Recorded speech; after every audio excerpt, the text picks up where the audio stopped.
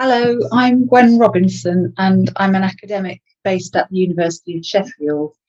I've been doing research in and around probation for over 20 years alongside my teaching at the university where I specialise in criminal justice.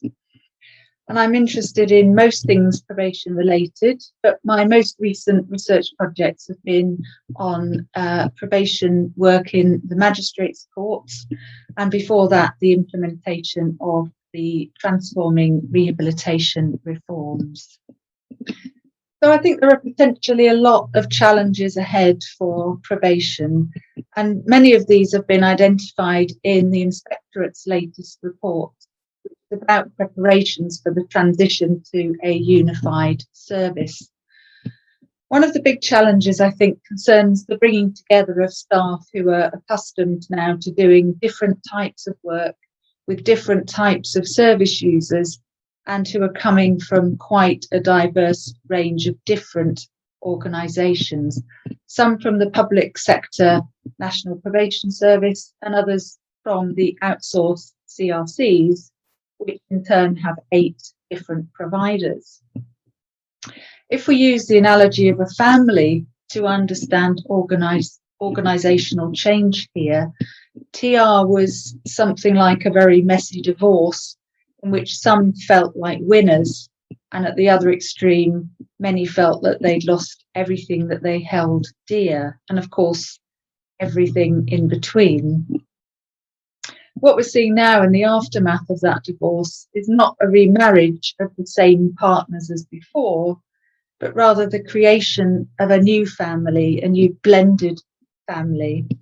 And that will mean bringing under one roof people who are accustomed to certain roles and to doing things in a certain way, and who will have varying degrees of enthusiasm and trepidation at the prospect of moving into their new home. So there are clear challenges for those in leadership roles as a result, to help the blended family to learn to live and work together harmoniously, to foster a shared culture that staff want to have a stake in, and which recognises and values each person's unique skills and contribution.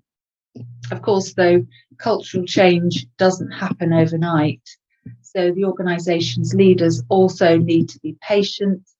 They need to reward small accomplishments, and they also need to accept that there will be conflicts along the way.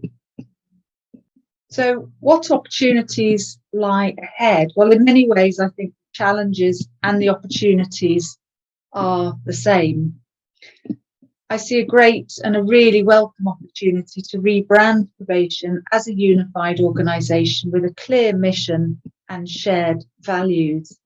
And I was really pleased to read in the Inspectorate report that the language of the probation service is being promoted rather than the NPS, because the latter would suggest the continuity of one part of the existing organisation and the death of the other, or a takeover rather than a merger. So there's a great opportunity here for the unified service to adopt a unified vision, one that all its staff can own, whatever their roles and wherever they've come from. The new service needs to be clear, not just about what it is, but also about its purposes, what it seeks to deliver, and what it stands for. And this, I think, is both important for those working within the organisation, but also for external audiences, particularly the partners and stakeholders in and beyond criminal justice, who have understandably been quite confused about what exactly probation is since the TR reforms were introduced in 2014. And we know in particular that sentencers have indicated a reduction in confidence in probation since the PR, and now comes the opportunity to turn that around. But that won't, of course, happen automatically. It's going to require a clear communication strategy and an assertive voice on the part of probation. So in order to capitalise on the opportunity to restore the reputation of the service, that service is going to need to develop a confident voice. At the moment, it isn't entirely clear who will speak up for probation or whether its voice will be heard. So if I could see one thing achieved, what would it be? Well, again, there's a long list of things that I could say here, but I think the most important thing for the medium term is stability. Almost 20 years ago, Ros Burnett and I wrote an article in which we referred to change fatigue among probation staff that we'd interviewed about the arrival of the National Offender Management Service. Now, that seems almost laughable now when we consider what the service and its staff have undergone since then.